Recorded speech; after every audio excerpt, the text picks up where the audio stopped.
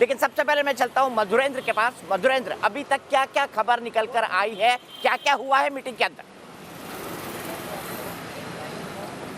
देखिए, मीटिंग के अंदर केंद्र सरकार की तरफ से प्रेजेंटेशन दिया गया कि पिछले 22 महीनों में किस तरह से जम्मू कश्मीर की तस्वीर बदली है। साथ ही बताया गया तमाम राजनीतिक दलों को कि किस तरह से आतंकवाद पर काबू पाने में बड़ी सफलता हासिल हुई है। ये भी बताया गया कि किस तरह से भारत के एग्रेसिव रवैये के चलते पाकिस्तान आज बैकफुट पर खड़ा है और सीज फायर की स्थिति जो है वो सीमा पर पैदा हुई है।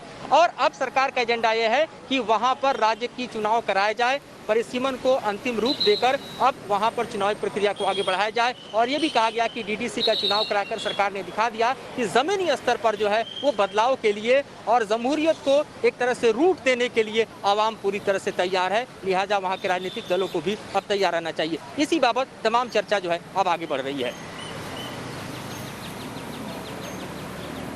जमहूरियत, इंसानियत और कश्मीरियत, ये तीन बातें कही थी जब मैं 2002 में अटल बिहारी वाजपेयी के साथ उनके ग्रैंड कश्मीर के दौरे पर गया था। और मुझे बहुत अच्छी तरह याद है, इस कश्मीरियत की बात हर कोई घाटी का नेता करता है। क्या घाटी के नेताओं को एहसास हो चुका है कि अब 370 और 35 से इस पर बात नहीं करेगी केंद्र सरकार? इस तरह के संकेत दे दिए गए थे और इसी के चलते फारूक अब्दुल्ला के तेवर आज नरम हुए पाकिस्तान पर। महबूबा मुफ्ती के बयान को उन्होंने इंडोर्स नहीं किया। ये पूरी राजनीति क्या बताती है मधुरेंद्र?